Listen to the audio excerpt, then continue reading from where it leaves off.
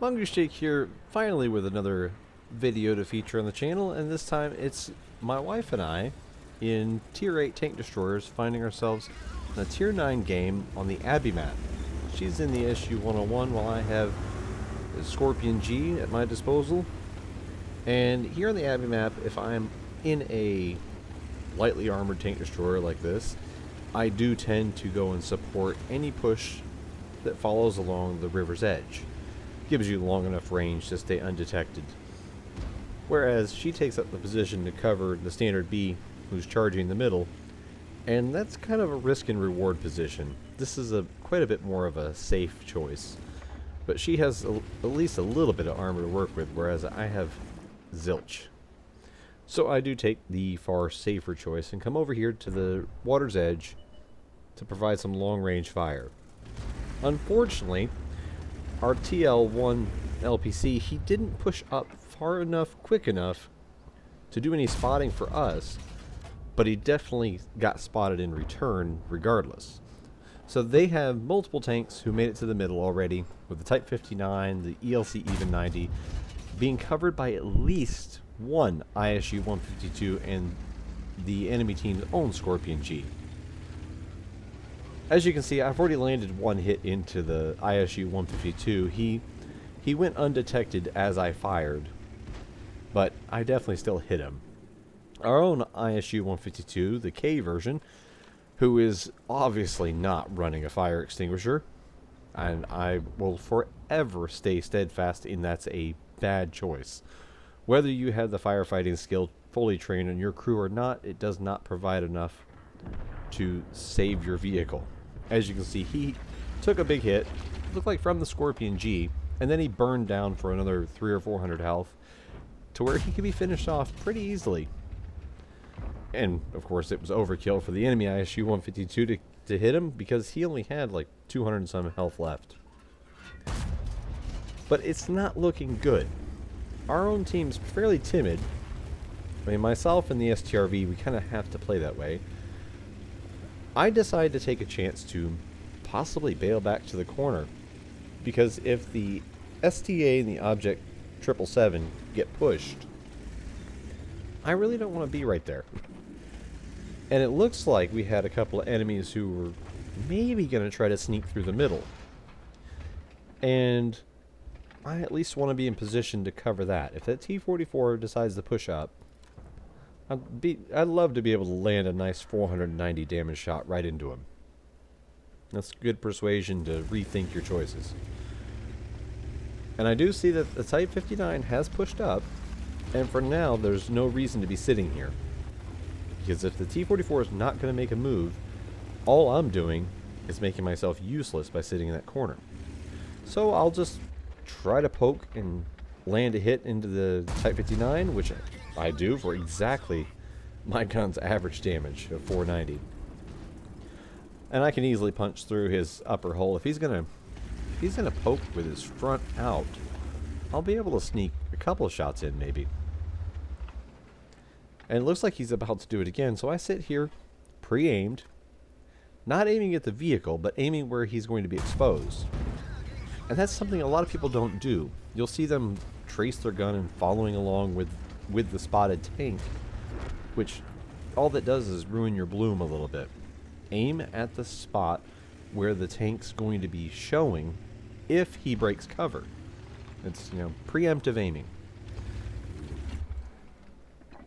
Now here, I'm looking to see, because I can't quite tell on the map, and turns out that T-44 was hidden behind, but we've lost the middle completely, and in very quick succession, we lost 4 of our tanks.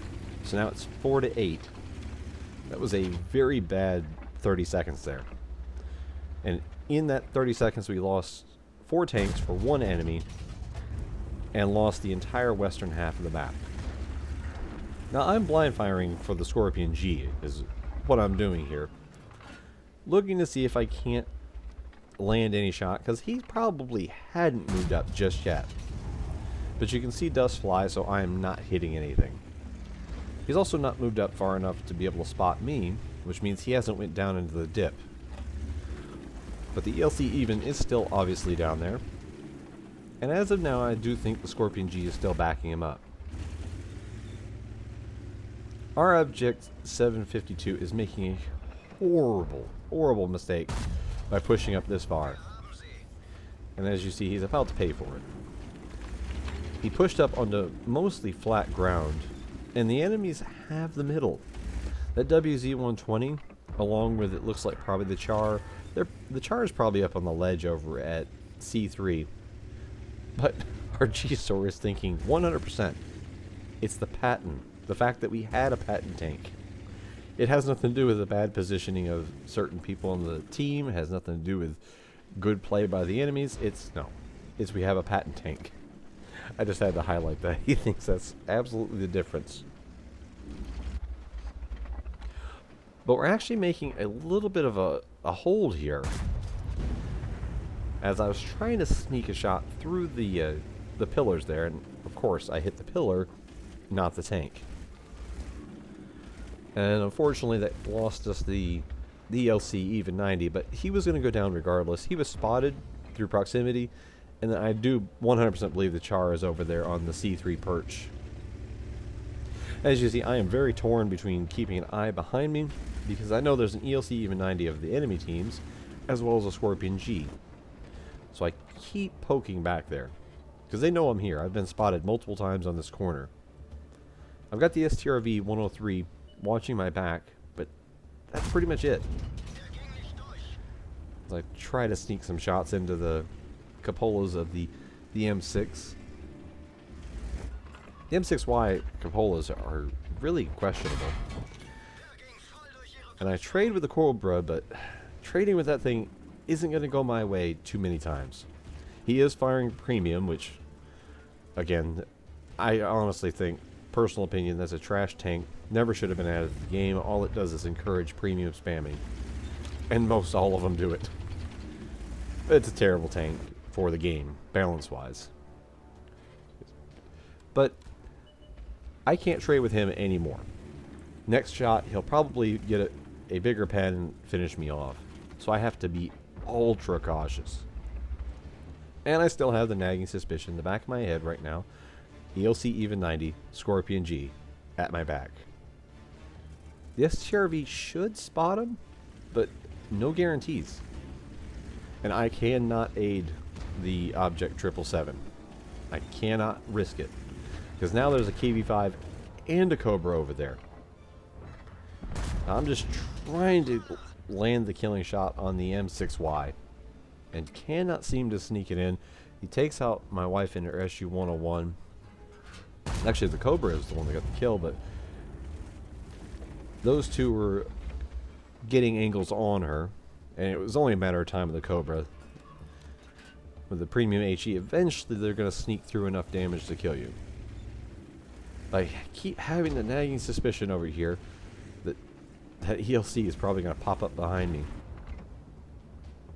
Instead, I'm basically forced to sit here and do nothing and let the Object try to take out the KV-5. And snapshotting with the Skorpion does not pay off.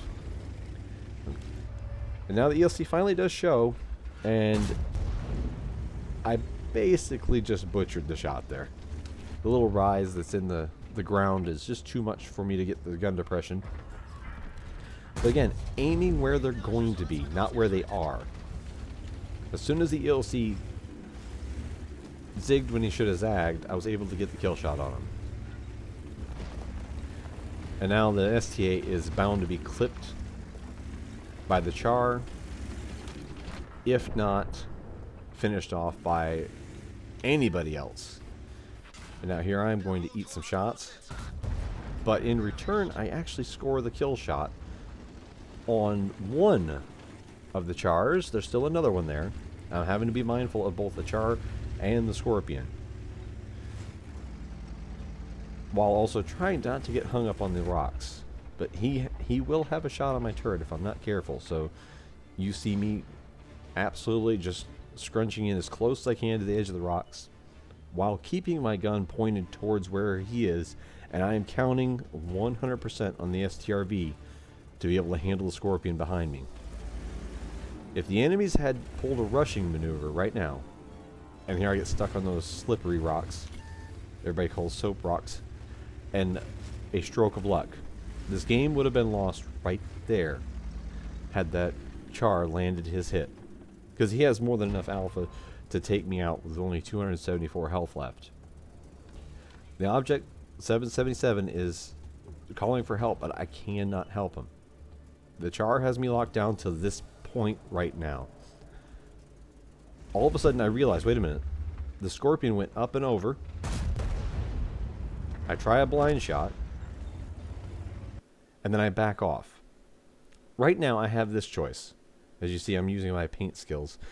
Go down here, position up next to that house which has a bush beside it, and if they go to cap, I will have shots on cap and be able to spot for myself. However, if I do that, it opens up the fact for the Char, the M6Y, and even the Skorpion to all charge the STRV and take him out. And if he's gone, I'm isolated, and I would lose that matchup. Because all I'd have to do is shoot one, and then the other two charge me. So that is what I'm facing right now. That's my dilemma. I can go down there, because I fully suspect the Skorpion is probably going forward right now, trying to go to our cap.